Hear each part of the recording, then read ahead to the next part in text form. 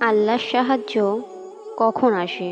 যখন চিন্তায় পেরেশানিতে তুমি চতুর্দিক থেকে মানুষ তোমাকে অবজ্ঞা করে, অবহেলা করে, এবং তখন আল্লাহ সমস্যাকে নিয়ামতে পরিবর্তন করে দেন। তোমার ভাগ্য এক ইশারায় আল্লাহ বদলে দিতে পারেন। আল্লাহ হ্যাঁ বললে সেটা হ্যাঁ হয়ে যায়, আল্লাহ না বললে সেটা না হয়ে যায়। তাই বলছি, খারাপ পথ থেকে ভালো পথে এসো, আল্লাহর রাস্তায় আসো। আল্লাহ তোমাকে সব কিছুই দান করবেন। আর তুমি যখন খারাপ পথ থেকে ভালো পথে আল্লাহর রাস্তায় আসবে, তখন দেখবে আস্তে আস্তে তোমার মনে আল্লাহর ভালোবাসা তৈরি হবে, আল্লাহর প্রতি প্রেম তৈরি হবে, এবং তোমাকে আল্লাহর কাছাকাছি নিয়ে যাবে। আল্লাহর প্রতি এই ভালোবাসা তোমার অন্তরকে নূরে পরিবর্তন করে দেবে, এবং তোমার আশেপাশে যারা বসবাস করে তারাও তোমার পরিবর্তন লক্ষ্য করবে, এবং তাদেরও একটা তুমি উদাহরণ হয়ে থাকবে। আল্লাহর পবিত্র কোরআনে তোমার সন্তান, তোমার রিজিক, তোমার সংসারের সমস্যা সব কিছুর সমাধান দেওয়া আছে।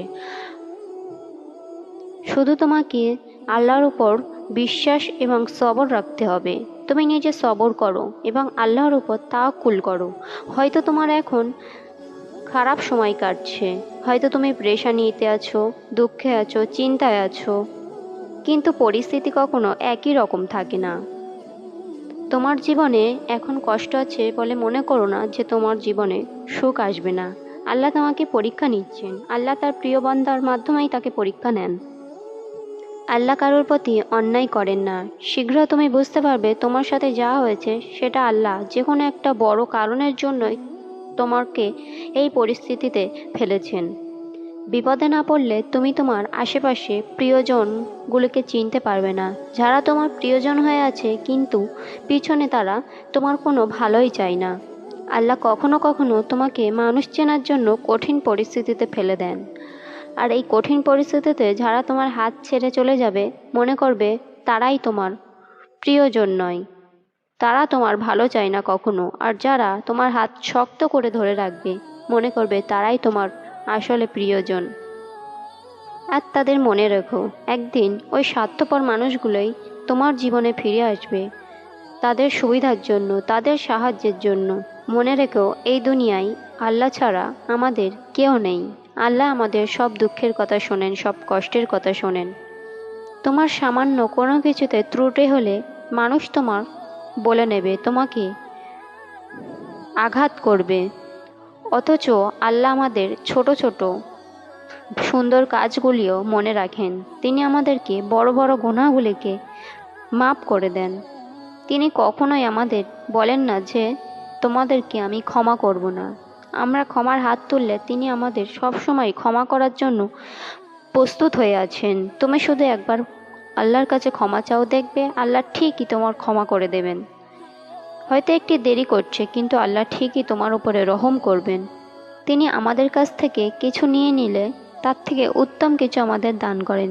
শুধু ধৈর্যের পরীক্ষা। সবর করো যখন, তখন সবর করা কঠিন মনে হয় তোমার কাছে। আর দেখো কিভাবে আল্লাহ তোমার জন্য একটি নয় 100টি দরজা খুলে দেয়। তিনি সবরকারীর সাথে আছেন। অনেক সময় আমরা যেটা পেতে চাই সেটা সঙ্গে সঙ্গে না পেলে আমরা হতাশ হয়ে পড়ি, কিন্তু আমাদের ধৈর্য ধরতে হবে, সবর করতে হবে। আল্লাহর কাছে দোয়া করো, নামাজের সেজদায় আকুতি মিনতি করো, বারবার আল্লাহর দরজার কড়া নাড়তে থাকো। দেখবে আল্লাহ ঠিক একদিন না একদিন তোমার দরজা খুলে দেবেন। মুসা আলাইহিস সালামের কাছে কিছুই ছিল না, তিনি তৃষ্ণার্ত ছিলেন, পানির প্রয়োজন ছিল, একজন জীবনসঙ্গীর প্রয়োজন ছিল। একটা দোয়াতেই তিনি সব কিছু পেয়ে যান। তোমরা দোয়া করা থেকে কখনো মুখ ফিরিয়ে নিও না, চাওয়া ছেড়ো না, চেয়ে যাও আল্লাহর কাছে। চাইলে তো কোনো ক্ষতি নাই, আল্লাহ ঠিক তোমার দোয়া কবুল করবেন। যারা বেশি বেশি দোয়া করেন আল্লাহ তাদেরকে পছন্দ করেন। শয়তান আমাদেরকে মনে অসুয়াশা তৈরি করে, আমাদেরকে ভয় দেখায় যে তোমার দোয়াগুলো তো বেকার হচ্ছে, তোমার দোয়া এখনও কবুল হচ্ছে না, তোমার দোয়া দেরিতে কবুল হয়, কখন কবুল হবে? তোমার বারবার দোয়া করে যাচ্ছ কিন্তু তাও দোয়া কবুল হচ্ছে না, তোমার দোয়া বোধহয় আর কোনো দিন কবুল হবে না। এইসব চিন্তাধারা শয়তান আমাদের মনে সৃষ্টি করেন, যেটা আমাদের ইমানের দুর্বল মনে করে। আল্লাহ যেন আমাদেরকে রহম করেন।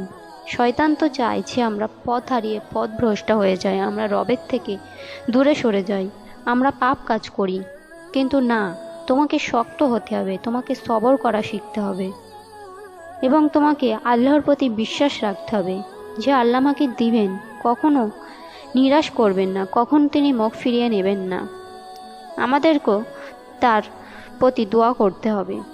তিনি তো দোজাহানের বাদশা, তিনি আমাদের আখেরাত ও দুনিয়ার সফলতা দান করবেন। আমিন। তিনি সত্য, তিনি কখনো মিথ্যা কথা বলেন না, তিনি যা বলেন তাই করেন। জীবনে চলতে চলতে কঠিন সময় তো আসবেই, দুঃখের সময় তো আসবেই, পেরেশানি তো থাকবেই। তাই বলে তুমি তোমার নফসের ধোকায় পড়ে আল্লাহকে ভুলে যেও না। আল্লাহর উপর বিশ্বাস রাখো। তিনি কাউকে তার ধৈর্যের বেশি পরীক্ষা নেন না, তার সাধ্যের বেশি চাপ দেন না। কেন ভাবো যে দোয়া কবুল হবে কি না? তোমার কি আল্লাহর উপরে তাওয়াক্কুল নেই, ভরসা নেই?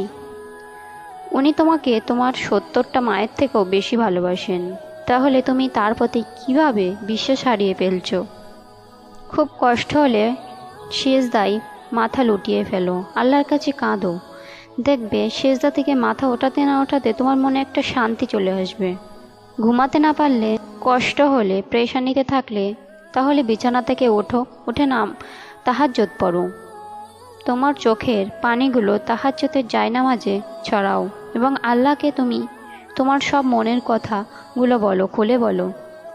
আল্লাহর কাছে 2 হাত তুলে ভিখারির মতো চাও আর বলো, ইয়া রব, আমি ছাড়া তো তোমার অনেক বান্দা আছে, কিন্তু তুমি ছাড়া তো ডাকার মতো আমার কেউ নেই, তুমি ছাড়া তো আমার কথাগুলো শোনার মতো কেউ নেই। ইয়া আল্লাহ, তুমি আমার দোয়াগুলো কবুল করে নাও। দেখবে আল্লাহ তোমার দোয়া একদিন না একদিন ঠিক কবুল করবেন। শুধু বিশ্বাস রাখো আল্লাহর উপর।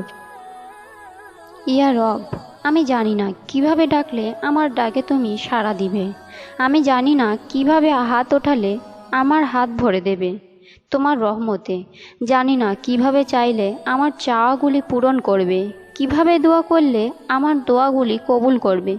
কিন্তু তুমি তো তোমার সকল বান্দার অন্তরের খবর রাখো। ইয়া আল্লাহ, তুমি তো অন্তরটাকেই দেখো, আর তুমি তো বলেছ তোমরা আমাকে অন্তর থেকে ডাকো, আমি তোমাদের ডাকে সাড়া দেব। হে আল্লাহ, আমি তোমার কাছ থেকে না নিয়ে যাব না। হে আল্লাহ, তুমি আমার 2টি হাত ভরে দাও। আল্লাহকে স্মরণ করা, দোয়া করতে পারাটাই আমাদের জন্য বড় নিয়ামত। আল্লাহ ওই দোয়ার সময়টাকেই তো পছন্দ করেন। বেশি বেশি করে যখন বান্দা দোয়া করে তখন আল্লাহ খুশি হয়ে যান, তখন আল্লাহ রাজি হয়ে যান। যখন কোনো বান্দার হাত ওঠানো, দোয়া করা আল্লাহর পছন্দ হয়ে যায়, তখন আল্লাহ তার সঙ্গে সঙ্গে দোয়া কবুল করেন না। কারণ দিয়ে দিলে তো বান্দা আল্লাহর কাছে আর দোয়া করবে না।